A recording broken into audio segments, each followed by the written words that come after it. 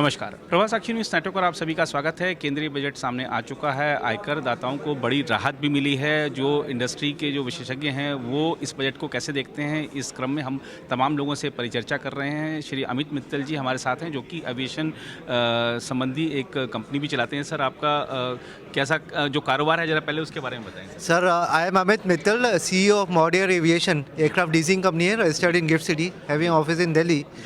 मुझे 18 साल हो गए सर इस इंडस्ट्री में जी। और मुझे लगता है कि उड़ान स्कीम जो गवर्नमेंट ने अनाउंस करने की बात करी है, 120 नए हवाई अड्डे और 4 करोड़ नए पैसेंजर्स, इससे ओवरऑल एविएशन इंडस्ट्री को और डीपर लोगों से कनेक्ट करने का मौका मिलेगा। साथ में जो बात हुई है कि फिस्कल डेफिसिट कम करने की बात हुई है और स्पेंडिंग की बात हुई है, लोगों के जेब में ज़्यादा पैसा आएगा। जब 12 लाख से आपको टैक्स एग्जम्पशन मिला है तो spending income availability of money for travel will be more. उससे क्या होगा कि अब धीरे धीरे क्या हो रहा है कि लोग एविएशन सेक्टर की तरफ जा रहे हैं। लोग प्रेफर करते हैं कि 4-5 घंटे से ज़्यादा की अगर ट्रैवल हो तो हम बाय एयर ट्रैवल करें। तो उड़ान स्कीम जब बढ़ेगी और बिहार जैसे स्टेट में जहाँ पे हमें और एयरपोर्ट्स की रिक्वायरमेंट्स थी, बहुत अच्छा है कि बजट में वहाँ ग्रीनफील्ड एयरपोर्ट्स की भी बात हो रही है।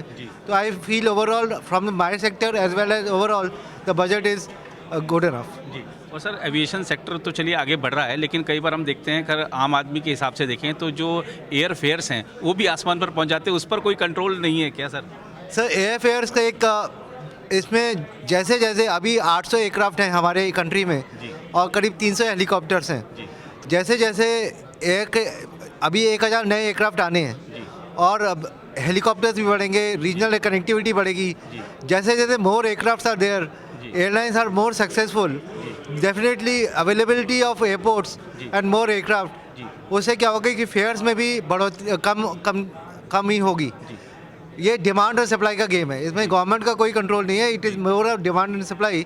सीजनल भी है, त्योहारों के आसपास या कोई बड़े इवेंट्स होते हैं, जैसे महाकुंभ हो रहा है तो रेट्स का भी बढ़ गए हैं। ये जैसे जैसे हमारी एयरक्राफ्ट की पॉपुलेशन, हेलीकॉप्टर्स बढ़ेंगे, एयरलाइंस मोर सक्सेसफुल होंगी, तो एयरफेयर्स में भी हमें कमतर होने की उम्मीद है। जी। और जीएसटी उद्योगों के लिए एक बड़ा विषय रहा है, जिस पर सरकार से कई बार नाराज़गी भी जताई जाती है। नोटिस मिलने पर तमाम तरह की चीज़ें सामने आती हैं। आपको लगता है कि आज का जो बजट है, आज का जो बजट भाषण में वित्त मंत्री जी ने थोड़ा बहुत इस पहलू को छुआ भी है, इससे इंडस्ट्री को कुछ राहत मिलेगी? जीएसटी में आपने बहुत अच्छा कहा। जीएसटी एक एविएशन में इंडस्ट्री में पर्टिकुलरली मैं कहूँगा 40% एविएशन टर्बाइन फ्यूल का कॉस्ट है, ऑपरेशनल कॉस्ट। अगर आज वो वैट से जीएसटी में लेके आते हैं तो ओवरऑल इंडस्ट्री को बहुत रिलीफ मिलेगा। That will give benefit to the public at large. Fares में वो होगा, बेनिफिट मिलेगा, एयरलाइन की ऑपरेशनल कॉस्ट कम होगी, तो जीएसटी का ये इम्पैक्ट हो सकता है एविएशन पे। जी। कुल मिलाकर कैसे देखते हैं, विकसित भारत, आत्मनिर्भर भारत की प्रधानमंत्री बात करते हैं, क्या उस दिशा में आगे बढ़ाने वाला बजट है ये देश को? कुल मिलाकर मैं कहूँगा आगे बढ़ाने वाला बजट है। हालांकि किसी भी देश में एक निरंतर प्रक्रिया होती है इम्प्रूवमेंट की, एनहांसमेंट की। ओवरऑल मैं कहूँगा बढ़ाने वाला बजट है। जी। और उद्योगों की कोई ऐसी अपेक्षा जो इस बजट से थी जो नहीं पूरी हुई हो? पर्टिकुलरली एयरक्राफ्ट के बारे में मैं कहूँगा, एयरक्राफ्ट फाइनेंसिंग इंडियन बैंक्स और एनबीएफसी अभी नहीं करते हैं, तो एक अपेक्षा है कि उसे इंफ्रास्ट्रक्चर में लेके आया जाए, जिससे कि ओवरऑल पब्लिक को भी बेनिफिट होगा।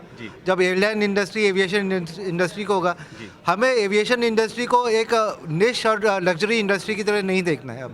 अब ये एक मास इंडस्ट्री बन गई है, तो और इसमें काम करने की ज़रूरत है। जी। ईज़ ऑफ डूइंग बिजनेस में हम क्या पहले से बेहतर हुए हैं? ईज़ ऑफ डूइंग बिजनेस में डेफिनेटली ये भी एक निरंतर प्रक्रिया है। जैसे जैसे हर सेक्टर में हमें इम्प्रूवमेंट करने की ज़रूरत है। डेफिनेटली आई विल सी कि और काम करने की ज़रूरत है इसमें।